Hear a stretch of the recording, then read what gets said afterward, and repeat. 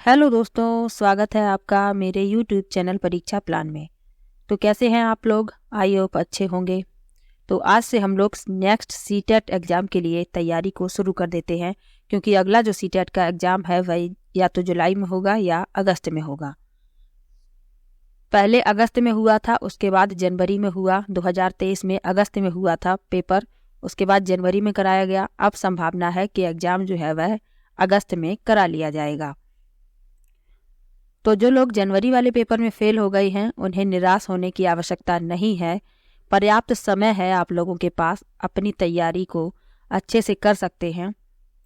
तो अभी से लग जाइए तैयारी के लिए, तो आप लोग अपनी तैयारी को अच्छे से कर पाएंगे और अच्छे नंबर से सीटेट को पास कर पाएंगे। तो आज से हम लोग सीटेट एसएसटी के जो प्रीवियस ईयर के क्वेश्चन हैं उनको सॉल्व करेंगे। जितने भी प्रीवियस ईयर के पेपर हुए हैं, जितने भी पेपर हैं ऑफलाइन वाले ऑनलाइन वाले, तो 2012 से 24 तक यानी अभी तक जो भी पेपर हुए हैं उनमें एसएसटी के सभी प्रश्नों को सॉल्व करेंगे। क्योंकि प्रीवियस ईयर के क्वेश्चन काफ़ी हेल्प करते हैं, यही प्रश्न पूछे जाते हैं घुमा फिरा के, इसलिए इनको पढ़ना बहुत आवश्यक है। तो 2012 से शुरू कर रहे हैं और 24 तक जितने भी पेपर हुए हैं उन सभी के एसएसटी के प्रश्नों को सॉल्व करेंगे। तो चलिए शुरू करते हैं आज के वीडियो को। यदि आप चैनल पर नए हैं तो चैनल को सब्सक्राइब कर लीजिए। इसके अलावा 1 मार्च से आप लोगों की एनसीईआरटी की क्लास शुरू हो रही है। हिस्ट्री, ज्योग्राफी, पॉलिटी, इन सभी की एनसीईआरटी की जो बुक चलती है क्लास 6 to 8 में, उन सभी को चैप्टर वाइज पढ़ेंगे। तो यदि आप एनसीईआरटी पढ़ना चाहते हैं तो 1 मार्च से आप पढ़ सकते हैं। तो चलिए आज के वीडियो को शुरू करते हैं। तो पहला प्रश्न है, पिंड जिनमें अपनी ऊष्मा व प्रकाश नहीं हो लेकिन वे तारों की रोशनी से चमकते हैं उन्हें कहा जाता है। Bodies that do not have their own heat and light but are lit by the light of the stars are known as. तो सबसे पहले मैं आप लोगों को एनसीईआरटी की यही वाली लाइनें दिखाती हूँ कि उसमें बिल्कुल यही लाइनें छपी हैं और वहीं से प्रश्न लिया गया है, इसीलिए तो एनसीईआरटी पढ़ना आवश्यक है। तो आप लोग यहाँ देखिए, ये लिखा है, कुछ खगोलीय पिंडों में अपना प्रकाश एवं ऊष्मा नहीं होती, वे तारों के प्रकाश से प्रकाशित होते हैं, ऐसे पिंड ग्रह कहलाते हैं। बिल्कुल यही लाइनें छपी हुई हैं, इसीलिए कंप्लीट एनसीईआरटी आप लोगों को पढ़ना होगा, तभी आप एसएसटी में अच्छे मार्क्स ला सकते हैं।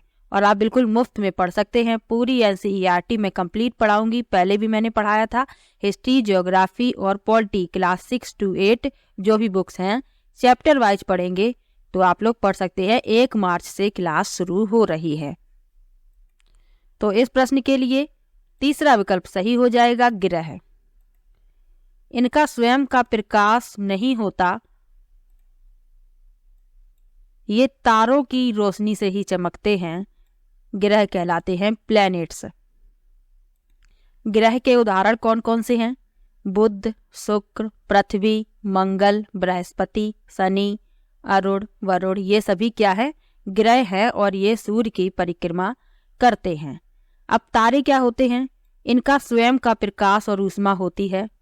तारामंडल क्या है? तारों का समूह तारामंडल कहलाता है। और खगोलीय पिंड क्या है? रात्रि में जो आकाश में चमकते हुए पिंड दिखाई देती है वो सारे ही खगोलीय पिंड होते हैं। तो इनके बारे में भी जानना आवश्यक है। सबके बारे में बता दिया, इन सभी तथ्यों को जानना आवश्यक है। और प्रीवियस ईयर के जो क्वेश्चन हैं वो बहुत ही ज़्यादा हेल्प करते हैं, इसीलिए मैं सारे प्रीवियस ईयर के पेपर को सॉल्व करवाऊंगी। बस आप लोग कंटिन्यू साथ बने रहिए। अगला प्रश्न है,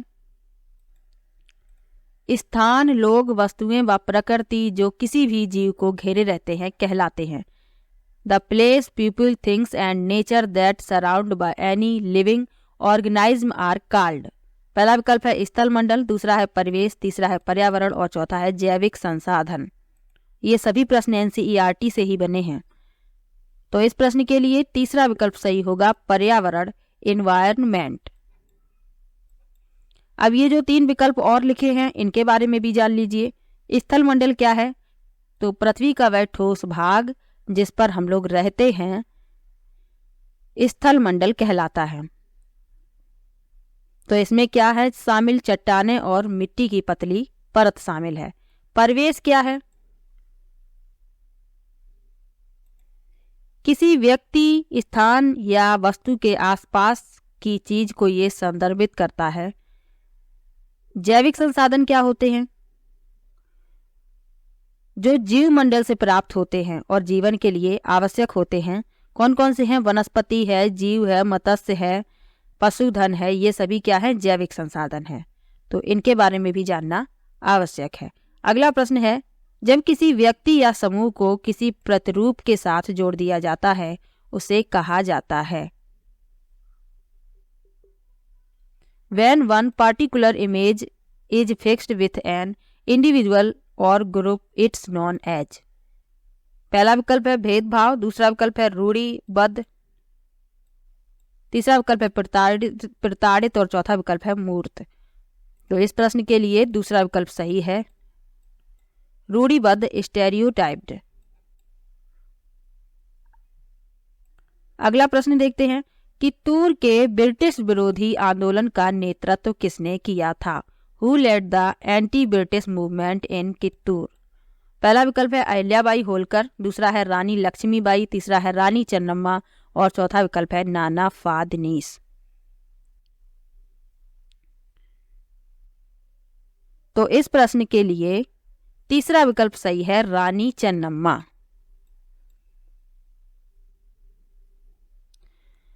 तो जब अंग्रेजों ने कित्तूर यानी वर्तमान कर्नाटक में कब्जा करने की कोशिश की तो रानी चन्नम्मा ने हथियार उठाए और ब्रिटिश विरोधी प्रतिरोध आंदोलन का नेतृत्व किया। 1824 में उन्हें गिरफ्तार कर लिया गया और 1829 में जेल में ही उनकी मृत्यु हो गई।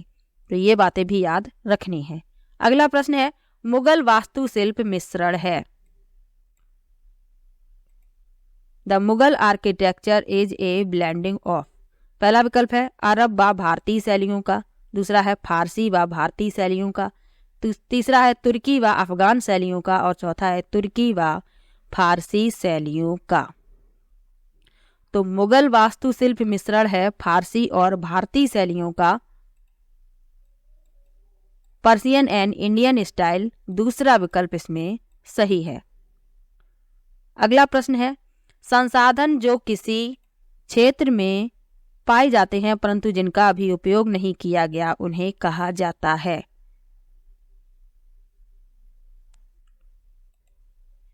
Resources which are found in a region but have not been utilised are known as. पहला विकल्प है संभावित संसाधन, दूसरा है वास्तविक संसाधन, तीसरा है बेकार संसाधन और चौथा है मूल्यवान संसाधन। तो वे संसाधन जो किसी क्षेत्र में पाए जाते हैं लेकिन उनका अभी उपयोग नहीं किया जा रहा है वह कहलाते हैं संभावित संसाधन। पहला विकल्प इसमें सही है, पोटेंशियल रिसोर्सेस। अब ये जो 3 विकल्प और लिखे हुए हैं उनके बारे में भी जान लीजिए। अब इन तीनों के बारे में भी जान लीजिए। वास्तविक संसाधन क्या है? जो वर्तमान में उपयोग किए जा रहे हैं वास्तविक संसाधन हैं। बेकार संसाधन क्या है? जिनका उपयोग नहीं किया जा सकता। और मूल्यवान संसाधन क्या है?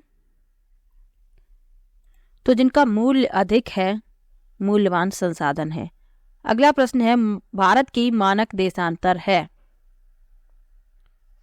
तो भारत की मानक देशांतर जो है वह है 82 अंश 30 मिनट पूर्व देशांतर। पहला विकल्प इसमें सही है। और यह उत्तर प्रदेश में मिर्जापुर से होकर गुजरती है, ये बात भी याद रखनी है और इसको भी याद रखना है, 82 अंश 30 मिनट पूर्व देशांतर।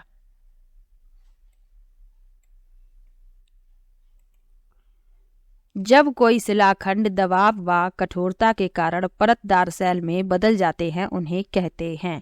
पहला विकल्प है आग्नेय सेल, दूसरा है कायांतरित सेल, तीसरा है अवसादी सेल और चौथा है प्रारंभिक सेल। तो जब कोई शिलाखंड दबाव और कठोरता के कारण परतदार सेल में बदल जाता है तो उसे कहते हैं अवसादी सेल। तीसरा विकल्प इसमें सही है, सेडिमेंट्री रॉक्स। सेलें 3 प्रकार की होती हैं, आग्नेय सेल, कायांतरित सेल और अवसादी सेल। आग्नेय सेल क्या होती हैं? जब मैग्मा या लावा ठंडा होकर जम जाता है तो आग्नेय सेल का निर्माण होता है। अवसादी सेल के बारे में बता ही दिया। कायंत्रित सेल क्या है? जब चट्टानें गर्मी व दबाव के कारण प्रतिक्रियाशील तरल पदार्थ जैसे गर्म खनिज युक्त पानी से परिवर्तित हो जाती हैं, कायांतरित सेल कहलाती हैं। तो इन सब के बारे में भी जानना आवश्यक है। अगला प्रश्न है, जब राज्य धार्मिक क्रियाओं में किसी प्रकार का हस्तक्षेप नहीं करता उसे कहा जाता है। पहला विकल्प है स्वेच्छाचारी, दूसरा है धर्म निरपेक्षता, तीसरा है प्रभु सत्ता और चौथा है राजतंत्र। When state does not interfere in religious affair, it is called। तो इस प्रश्न के लिए दूसरा विकल्प सही है, धर्मनिरपेक्षता, सेकुलरिज्म। तो जब राज्य धार्मिक क्रियाओं में किसी प्रकार का हस्तक्षेप नहीं करता है तो इसे धर्मनिरपेक्षता कहा जाता है। अगला प्रश्न है, शास्त्रीय नृत्यों के संदर्भ में निम्नलिखित में से कौन सा कथन सत्य है? Which one of the following is true about classical dances? पहला विकल्प है, यह लोक नृत्यों से सदा श्रेष्ठ होते हैं। दूसरा है, शास्त्रीय नृत्यों के 8 मान्य रूप हैं। तीसरा है, कथकली कथक शैली का शास्त्रीय रूप है। और चौथा है, कथक शैली को शास्त्रीय नृत्य के रूप में मान्यता केवल स्वतंत्रता पश्चात प्राप्ति के पश्चात मिली। तो इस प्रश्न के लिए चौथा विकल्प सही है, कथक शैली को शास्त्रीय नृत्य के रूप में मान्यता केवल स्वतंत्रता प्राप्ति के पश्चात मिली है। Kathak was recognised as. शास्त्रीय नृत्य कितने हैं ये भी जानना आवश्यक है। तो भारतनाट्यम, मणिपुरी, कथक, ओडिसी, कथकली, मोहिनीअट्टम, कुचिपुड़ी, सत्रिया और छऊ, ये 9 शास्त्रीय नृत्य हैं। इन सब के बारे में भी जानना आवश्यक है। अगले प्रश्न पर चलते हैं। लिखा है, भारतीय स्वतंत्रता संग्राम में दांडी यात्रा को किसकी शुरुआत माना जाता है? In the Indian freedom struggle Dandi March marked the beginning of. पहला विकल्प है भारत छोड़ो आंदोलन, दूसरा है सविनय अवज्ञा आंदोलन, तीसरा है स्वदेशी आंदोलन और चौथा है होम रूल आंदोलन। तो इस प्रश्न के लिए दूसरा विकल्प सही है, सविनय अवज्ञा आंदोलन। सिविल डिसोबीडियंस मूवमेंट, दूसरा विकल्प इसमें सही है। तो इसकी शुरुआत कब हुई ये भी जानना आवश्यक है। तो 12 मार्च 1930 को महात्मा गांधी के द्वारा इसकी शुरुआत की गई थी। मार्च के अंत में उन्होंने नमक कानून को तोड़ा था और ब्रिटिश सरकार की अवहेलना की थी। तो ये भी याद रखना है। अगला प्रश्न है, निम्न में से कौन सा अपर्दन स्थल रूप है?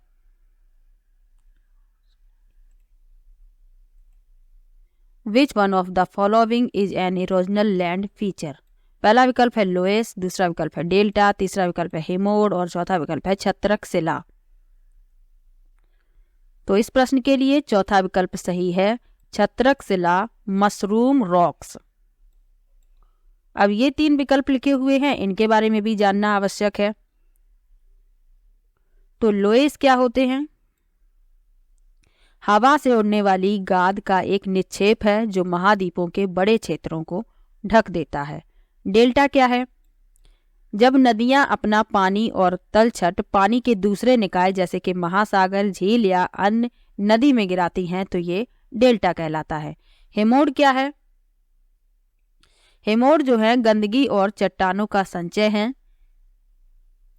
ये जो है गंदगी और चट्टानों का संचय होते हैं, तो इनके बारे में भी जानना आवश्यक है। इस प्रश्न के लिए चौथा विकल्प सही है, मशरूम रॉक्स यानी छत्रक शिला। अगला प्रश्न है, निम्नलिखित में से कौन सा परंपरागत ऊर्जा स्रोत है? Which of the following is a conventional source of energy? पहला विकल्प है जीवाश्म ईंधन, दूसरा है पवन, तीसरा है सौर ऊर्जा और चौथा है ज्वारीय ऊर्जा। तो इस प्रश्न के लिए पहला विकल्प सही है, जीवाश्म ईंधन।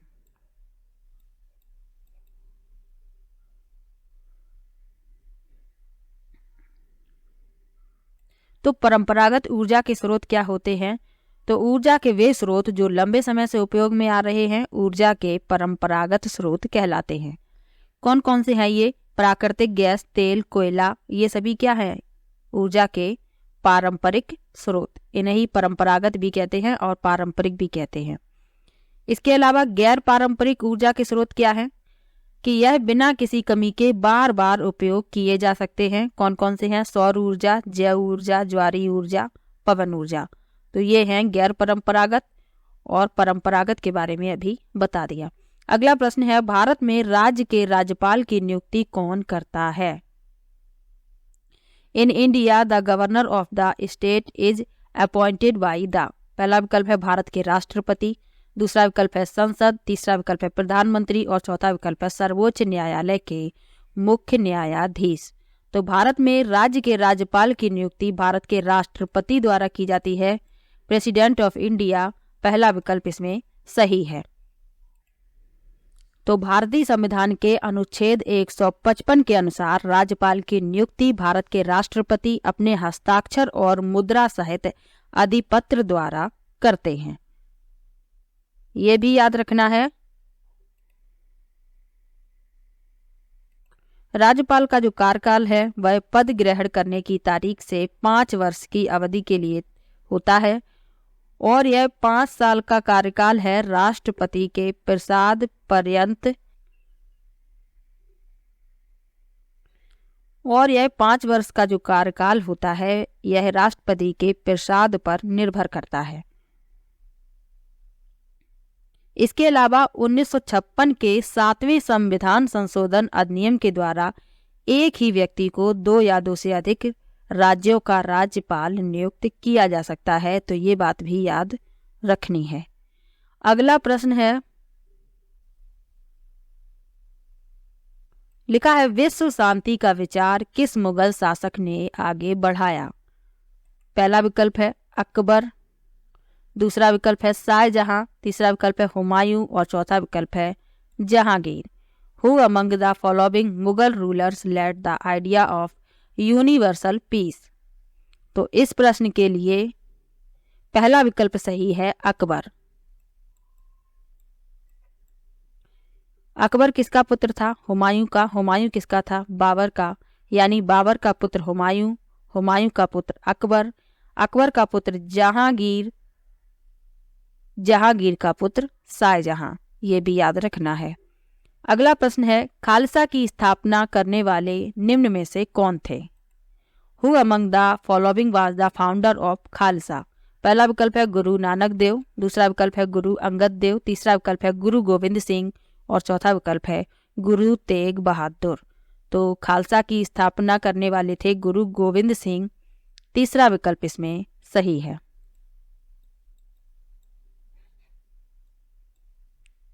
अगला प्रश्न है, निम्न में से वायुमंडल की कौन सी परत वायुयान उड़ान के लिए आदर्श है?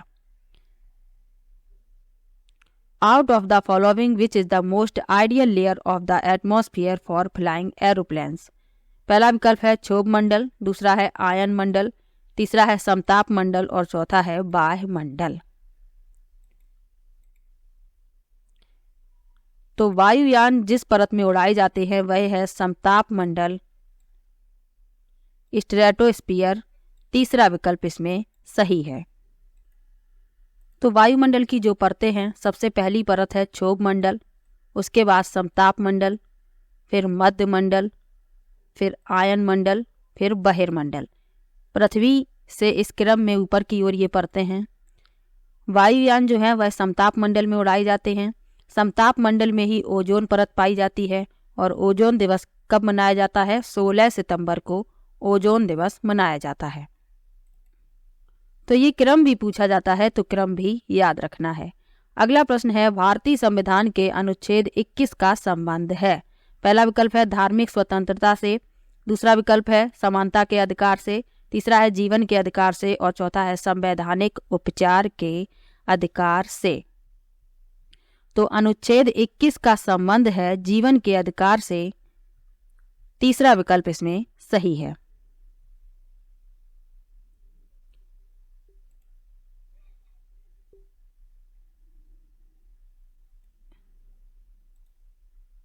तीसरा विकल्प इसमें सही है, राइट टू लाइफ।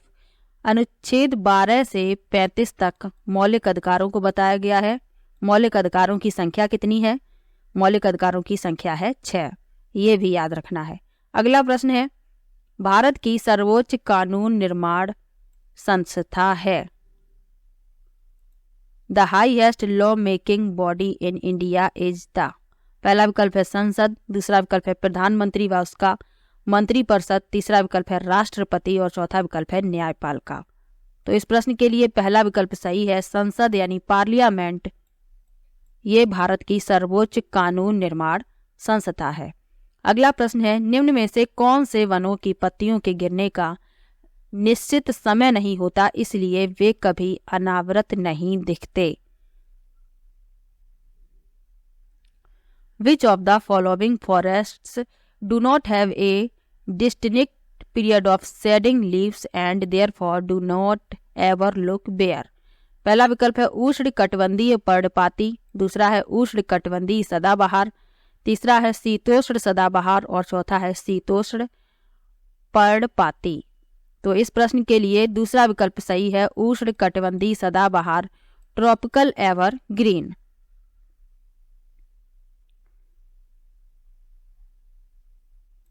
तो इन्हें उष्णकटिबंधीय वर्षा वन भी कहा जाता है और ये कहाँ पाए जाते हैं? भूमध्य रेखा के पास और उष्णकटिबंध के करीब के क्षेत्रों में पाए जाते हैं।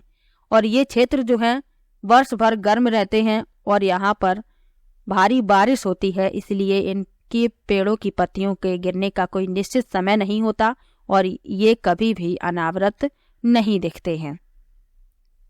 सदाबहार किसे कहते हैं? शीतोष्ण सदाबहार होते हैं जो मध्य अक्षांशीय और तटीय क्षेत्र में स्थित होते हैं और ये महाद्वीपों के पूर्वी किनारे पर भी पाए जाते हैं। इनमें आते हैं पाइन, नीलगिरी, ओक, ये वृक्ष इसमें आते हैं शीतोष्ण सदाबहार में। शीतोष्ण पर्णपाती क्या होते हैं? जो शुष्क मौसम में अपनी पत्तियों को गिरा देते हैं और ये कहाँ पाए जाते हैं? संयुक्त राज्य अमेरिका, चीन, न्यूजीलैंड और चिली के पूर्वोत्तर भाग में पाए जाते हैं। शुष्क मौसम में अपनी पत्तियां गिराते हैं, तो ये भी याद रखना है। अगला प्रश्न है, कृषि की एक पद्धति जिसमें व्यापक स्तर पर आधुनिक आगतों का उपयोग अधिक उत्पादकता प्राप्त करने के लिए किया जाता है, कहलाती है? A type of farming in which higher doses of modern inputs are used to obtain higher productivity is known as। पहला विकल्प है वाणिज्यिक खेती, दूसरा है गहन कृषि, तीसरा है स्थानांतरी कृषि और चौथा है निर्वाह कृषि।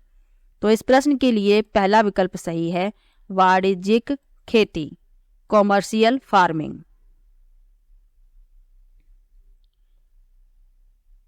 अब इन तीनों विकल्पों के बारे में भी जान लीजिए। गहन कृषि क्या है? कम मात्रा में श्रम और पूंजी का उपयोग करके जो कृषि की जाती है वह कहलाती है गहन कृषि। स्थानांतरित कृषि क्या है? जैसे एक भूखंड को साफ करके उस पर खेती की जाती है और फिर उसे छोड़ दिया जाता है, थोड़े समय के लिए वहां खेती की जाती है, फिर उसे छोड़कर किसी और स्थान पर खेती की जाती है, तो ऐसी कहलाती है स्थानांतरित कृषि। निर्वाह कृषि क्या है?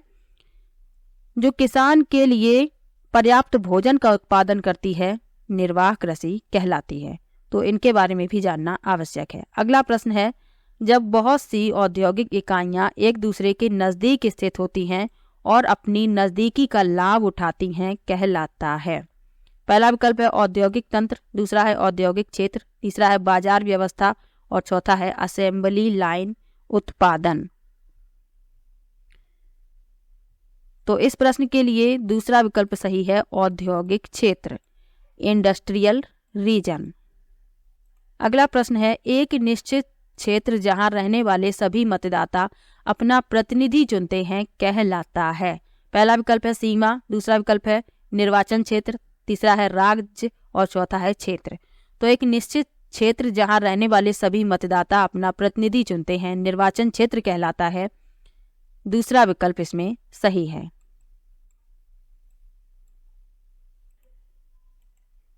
उत्तरी अमेरिका का पूर्वी तट व जापान के आसपास समुद्र मत्स्य प्रचुर है क्योंकि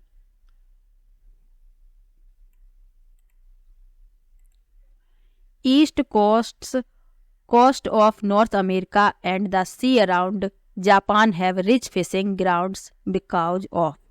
पहला विकल्प है तट के साथ ठंडी धारा बहती है, दूसरा है दंतुरित तटीय क्षेत्र है, तीसरा है तट के साथ गर्म धारा बहती है और चौथा है गर्म व ठंडी धाराओं का मिलन है। तो इस प्रश्न के लिए चौथा विकल्प सही है, गर्म व ठंडी धाराओं का मिलन है, meeting of warm and cold currents. तो जहां पर ठंडी और गर्म महासागरीय धाराओं का मिलन होता है तो दुनिया में सबसे समृद्ध मछली पकड़ने का वह मैदान होता है, इसीलिए ये मत्स्य प्रचुर क्षेत्र हैं। अगला प्रश्न है, विश्व की 80% से अधिक जनसंख्या निवास करती है। More than 80% of the population of the world lives in. पहला विकल्प है एशिया व अफ्रीका में, दूसरा है एशिया व दक्षिण अमेरिका में, तीसरा है उत्तरी अमेरिका व एशिया में और चौथा है एशिया व यूरोप में। तो विश्व की 80% से अधिक जनसंख्या निवास करती है एशिया और अफ्रीका में, पहला विकल्प इसमें सही है। अब प्रश्न पूछा जाता है कि सबसे बड़ा महाद्वीप कौन सा है, तो वह एशिया है। सबसे छोटा महाद्वीप कौन सा है, ऑस्ट्रेलिया है। ये भी याद रखना है, ये प्रश्न पूछे जा चुके हैं। अगला प्रश्न है, जब एक देश पर दूसरे देश के दबदबे से राजनीतिक, आर्थिक, सामाजिक और सांस्कृतिक बदलाव आते हैं तो इस प्रक्रिया को हम कहते हैं। When the subjugation of one country by another leads to political, economic, social and cultural change, we refer to this process as। पहला विकल्प है महासंघ, दूसरा विकल्प है व्यापारिक, तीसरा है औपनिवेशीकरण और चौथा है पुनर्जागरण। तो इस प्रश्न के लिए तीसरा विकल्प सही है, औपनिवेशीकरण, कोलोनाइजेशन। अब महासंघ क्या होता है, महासंघ क्या होता है इनके बारे में भी जान लीजिए। लोगों, देशों या किसी संगठन का जो बड़ा समूह होता है वह महासंघ कहलाता है। व्यापारिक यानी व्यापार से इसका संबंध होता है। और पुनर्जागरण क्या है ये जानना महत्वपूर्ण है। तो पुनर्जागरण का अर्थ होता है पुनर्जन्म से। तो भारतीय पुनर्जागरण उस अवधि को संदर्भित करता है जिसे विज्ञान और कला के ज्ञान और विकास की खोज द्वारा चिन्हित किया जाता है। तो इन सब के बारे में भी जानना आवश्यक है। अगला प्रश्न है, निम्न में से किस भारतीय साहित्यिक धरोहर का अर्थ है गुरु के पास जाकर समीप बैठना। Which of the following literary heritage of India means approaching and sitting near. पहला विकल्प है उपनिषद, दूसरा विकल्प है वेद, तीसरा विकल्प है आरण्यक और चौथा विकल्प है पुराण। तो इस प्रश्न के लिए पहला विकल्प सही है, उपनिषद। तो उपनिषद का शाब्दिक अर्थ है निकट जाना और बैठना, यानी गुरु के पास जाकर समीप बैठना। वेद कितने हैं ये याद रखना है। वेदों के बारे में वेद से प्रश्न पूछा जाता है। वेद 4 हैं, ऋग्वेद, सामवेद, यजुर्वेद, अथर्ववेद। सबसे प्राचीनतम वेद है ऋग्वेद, ये भी याद रखना है। ये प्रश्न पूछा जा चुका है कि सबसे प्राचीनतम वेद कौन सा है, तो वह है ऋग्वेद। अगला प्रश्न देखते हैं, किस काल में कर प्रथा का विशिष्ट महत्व था। The system of tax become most prominent in the period of. पहला विकल्प है हड़प्पा सभ्यता, दूसरा है वैदिक काल, तीसरा है महाजनपद और चौथा है गुप्त।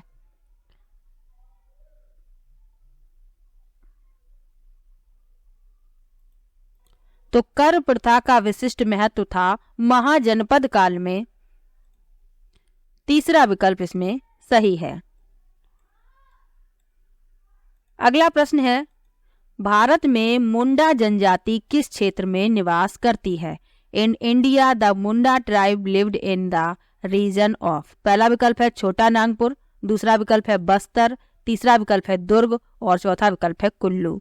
तो भारत में मुंडा जनजाति छोटा नागपुर में निवास करती है, पहला विकल्प इसमें सही है। अगला प्रश्न है, पृथ्वी द्वारा सूर्य के चारों ओर घूमने को कहा जाता है। तो पृथ्वी जो है वह दो प्रकार की गति करती है, एक घूर्णन और एक परिक्रमण। घूर्णन होता है अपने अक्ष पर घूमना और परिक्रमण कहलाता है सूर्य के चारों ओर घूमना। दूसरा विकल्प इसमें सही होगा। रेवोल्यूशन और रोटेशन होता है अपने अक्ष पर घूमना। अब ये दो विकल्प और लिखे हैं, इनके बारे में भी जान लीजिए। कक्षीय समतल क्या होता है? तो पृथ्वी से गुजरने वाले तल को कक्षीय तल या कक्षीय समतल कहा जाता है। प्रदीप्त वृत्त क्या है? कि वह वृत्त जो ग्लोब पर दिन रात को विभाजित करता है, प्रदीप्त वृत्त कहलाता है। तो इन सब के बारे में भी जानना आवश्यक है। अगला प्रश्न है, लिखा है अटलांटिक महासागर के विषय में निम्नलिखित तथ्य पढ़ें। Read some points about the Atlantic Ocean. पहला विकल्प है यह अंग्रेजी के एस अक्षर के आकार का है। दूसरा है इसकी तटरेखा सरल रेखी व निर्बाध है। तीसरा है व्यापारिक दृष्टि से यह सबसे व्यस्त महासागर है। तो इसमें बताना है कौन से कथन सत्य हैं अटलांटिक महासागर के बारे में। तो यह अंग्रेजी के एस अक्षर के आकार का है, बिल्कुल सही है ये। इसकी तटरेखा रेखीय व निर्बाध है, ये गलत है। व्यापारिक दृष्टि से यह सबसे व्यस्त महासागर है, ये सही है। अब दूसरा क्यों गलत है? बी वाला, इसमें लिखा है इसकी तटरेखा सरल रेखी व निर्बाध है, तो ये सरल रेखी नहीं है, ये दंतुरित है, इसलिए ये गलत है। ए और सी सही है, यानी तीसरा विकल्प इसका उत्तर होगा, ए और सी। अगला प्रश्न है, सूफी संतों के मकबरे को कहा जाता है। ये प्रश्न कई बार पूछा गया है। पहला विकल्प है ईदगाह, दूसरा विकल्प है खानगाह, तीसरा विकल्प है इबादतगाह और चौथा विकल्प है दरगाह। तो सूफी संतों के मकबरे को दरगाह कहा जाता है, चौथा विकल्प इसमें सही है। ईदगाह क्या होता है? जहां सामूहिक रूप से नमाज पढ़ी जाती है, ईदगाह कहलाता है। जहां पर सभाएं होती हैं वे खानगाह कहलाते हैं, और इबादत जहाँ की जाती है वह इबादतगाह कहलाता है, और सूफी संतों के मकबरे को दरगाह कहते हैं, ये भी याद रखना है। अगला प्रश्न है, निम्न में से कौन सा पुरापाषाण स्थल है? पहला विकल्प है इनाम गांव, दूसरा विकल्प है हल्लर, तीसरा विकल्प है भीमबेटका और चौथा है बुर्ज होम। तो पुरापाषाण स्थल है भीमबेटका, सी विकल्प इसमें सही है।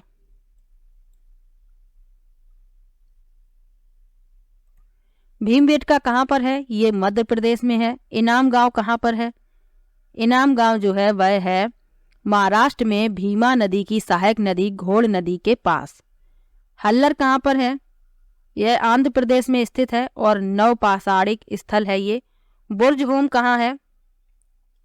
बुर्ज होम है ये भी नवपाषाणिक पुरातात्विक स्थल है और जम्मू कश्मीर में स्थित है। इस प्रश्न के लिए सी विकल्प सही है, भीमबेटका। अगला प्रश्न है, मौर्य शासक अशोक द्वारा लड़ी गई लड़ाई का स्थल कलिंग वर्तमान में कहाँ है? पहला विकल्प है कर्नाटक, दूसरा विकल्प है उड़ीसा, तीसरा विकल्प है केरल और चौथा विकल्प है आंध्र प्रदेश। तो मौर्य शासक अशोक द्वारा जो लड़ाई लड़ी गई थी कलिंग में, वह वर्तमान उड़ीसा में है, दूसरा विकल्प इसमें सही है।